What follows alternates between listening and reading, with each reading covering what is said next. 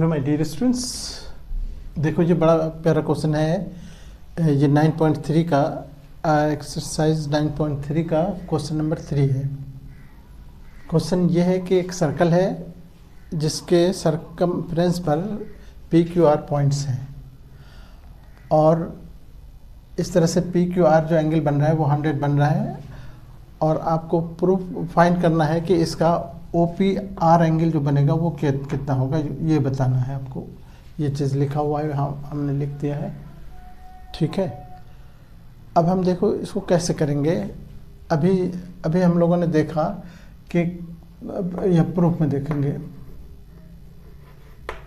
Proof में या कहो सॉल्यूशन, इसका सॉल्यूशन चूँकि निकालना है तो सॉल्यूशन देखो, इसका सॉल्यूशन ये है इसका कि अगर हमने देखा कि कोई सर्कल है और कोई सर्कल पर अगर कोई आर्क, सपोज ये आर्क है, ये सेंटर पर जो एंगल बनाएगा वो एंगल ये डबल होगा इसी सरकमफ्रेंस से, इसी आर्क से।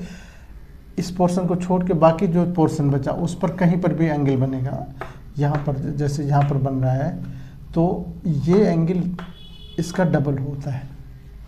अब यहाँ पर देखो ये आर्क है, यहाँ से थोड़ा सा ये लग रहा है तुमको, ये आर्क देखो यहाँ से यहाँ तक ये जो एंगल बन रहा है ये एंगल डबल होगा इसी आर्क से। इसके इस इतना आर्क पर नहीं बन रहा है, इस आर्क के अलावा जो बन रहा है वो उस पोर्शन पे बन रहा है, तो वो एंगल का डबल होगा। तो यहाँ पर हम लिखेंगे कि देखो अब इसको हम क्या कहेंगे, रिफ्लेक्स एंगल कहेंगे। रिफ्लेक्स इसलिए कि इधर छोटा है इधर बड़ा है, इसीलिए इसको रिफ्लेक्स एंगल कहेंगे इसको reflex angle POR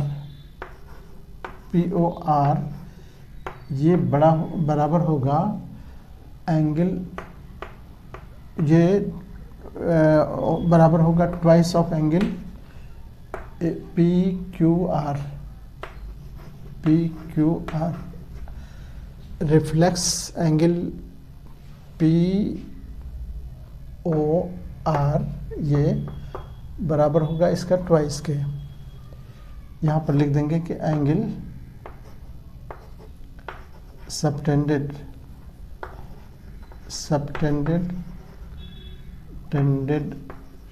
by an arc at center is double the angle at circumference।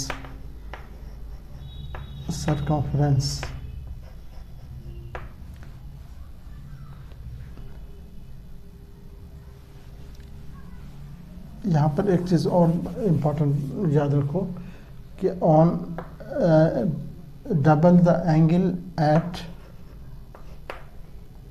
Circumference नहीं लिखेंगे बल्कि लिखेंगे एट अल्टरनेट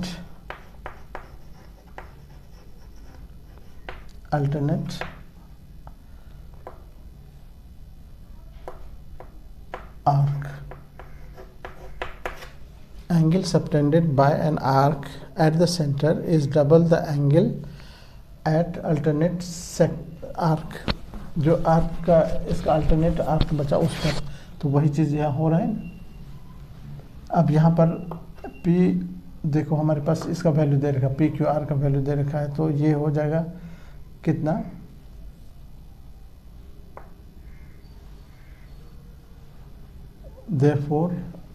देयरफॉर यहाँ पर लिखेंगे एंगल रिफ्लेक्स एंगल का, तो इसको रिफ्लेक्स एंगल POR, ये POR ये बराबर हो गया ट्वाइस इंटू 100 यानी 200 डिग्री। अब देखो रिफ्लेक्स एंगल और ये interior angle, now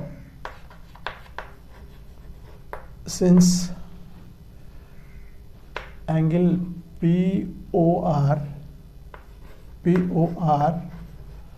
plus reflex angle POR, ये दोनों मिलकर होगा 360। अब POR हमको नहीं मालूम है, POR रहने देंगे और रिफ्लेक्स एंगल ये अभी 200 निकालें, ये बराबर हो गया 360 के। तीनों एंगल यहाँ पर पूरे एंगल मिलकर 360 होता है ना, वही। तो ये 200 इसमें से माइनस कर दो, POR ये बराबर हो जाएगा 360 माइनस 200, तो 160 डिग्री बचा। तो अंदर ये हमारा अब निकल गया, ये 160 हो गया। ठीक है, अब हम इस ट्रायंगल में आ जाएंगे। अब इन ट्रायंगल POR इस ट्रायंगल में angle POR plus angle OPR जो निकालना है हमको, OPR प्लस एंगल ORP, ये तीनों मिलके होगा 180। एंगल सम प्रॉपर्टी,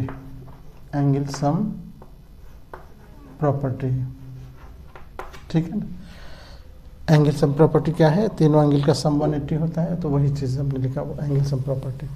अब हमारे पास देखो, ये POR हमारे पास अभी निकाल चुके हैं, POR 160 है। इधर OPR हमको चाहिए, एंगल OPR, और इसको भी हम ORP को भी एंगल OPR लिख देंगे, एंगल ORP। देखो ORP को हमने क्या लिख दिया, ORP नहीं रख के हमने लिख दिया OPR। क्यों लिखा भाई? 180।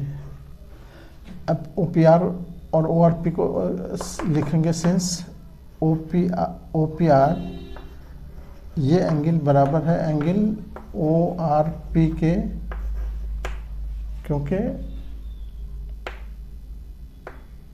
क्योंकि angles opposite to equal sides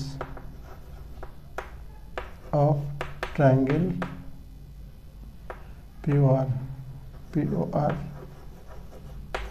देखो POR में एंगल ट्रायंगल POR में ये PO OP और OR बराबर है, तो OP और OR जब बराबर है तो ये एंगल भी बराबर हो गया। इसीलिए हम OPR प्लस OPR दो बार लिखे, क्योंकि तीनों एंगल का सम होता है 180, और इसका वैल्यू तो हमने डाल दिया, ये हमको निकालना ही है, और इतना ही ORP भी इसी के बराबर है, तो वही हमने लिख दिया, इसको रिपीट कर दिया OPR दो बार। तो इस तरह से, और उसका रीज़न भी दे दिया कि OPR को हमने डबल क्यों किया, दो बार क्यों लिखा, वो लिख दिया हमने। अब इसीलिए अब हमारे पास क्या हो गया, ये ट्वाइस OPR हो गया, ट्वाइस एंगल OPR, ये बराबर हो गया, इधर आ गया 180 माइनस 60, 160, 20 बचा इधर, और इधर एंगल OPR, ये 2 नीचे आ जाएगा इसका, देयरफॉर एंगल OPR ये बराबर होगा 20/2 यानी 10 डिग्री। ये हमारा आंसर हो गया।